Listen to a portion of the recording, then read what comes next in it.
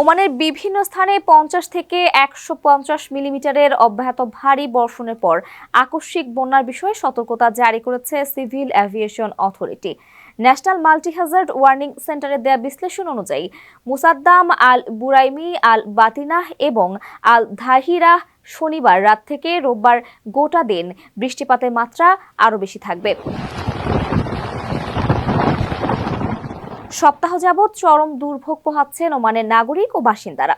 বৃষ্টির তীব্রতা বেশি থাকায় বিভিন্ন সড়কে পানি জমে গেছে নিম্নাঞ্চলের দোকানপাট ও বাসাবাড়ি। ওয়াদিতে পানির স্রোত বাড়ায় সড়কের যান চলাচল স্থবির হয়ে পড়েছে।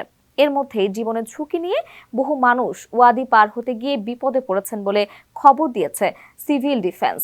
মৌসুমী লঘুচাপের প্রভাবে সোমবার মধ্যরাত থেকেই মাস্কাটের পাশাপাশি মুসান্দাম, আল বুরাইমি, উত্তর ও দক্ষিণ আল বাতিনাহ এবং আল দাখিলিয়াতে বৃষ্টি আরম্ভ হয়। অন্যান্য অঞ্চলেও অস্থায়ীভাবে দমকা হাওয়া সহ বজ্রবৃষ্টির তথ্য দিয়েছে আবহাওয়া অফিস। এছাড়া চলতি বছরের ফেব্রুয়ারি থেকে বৃষ্টিকালীন সময়গুলোয় ওয়াদি পার হতে গিয়ে প্রবাসী সহ বহু মানুষের প্রাণহানির ঘটনা ঘটেছে। তাই ক্ষয়ক্ষতি এড়াতে এবারও বৃষ্টিপাত এবং আকস্মিক বন্যার সময় সবাইকে সতর্কতা অবলম্বনের পরামর্শ দেওয়া হয়েছে।